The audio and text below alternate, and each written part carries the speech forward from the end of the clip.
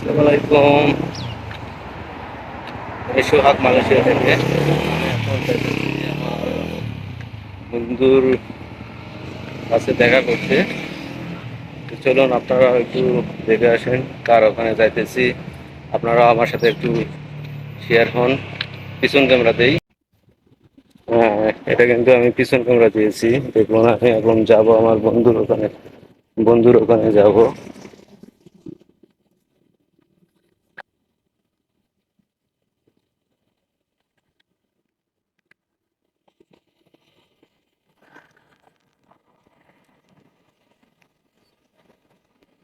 বন্ধুর ওখানে যাচ্ছি দেখুন।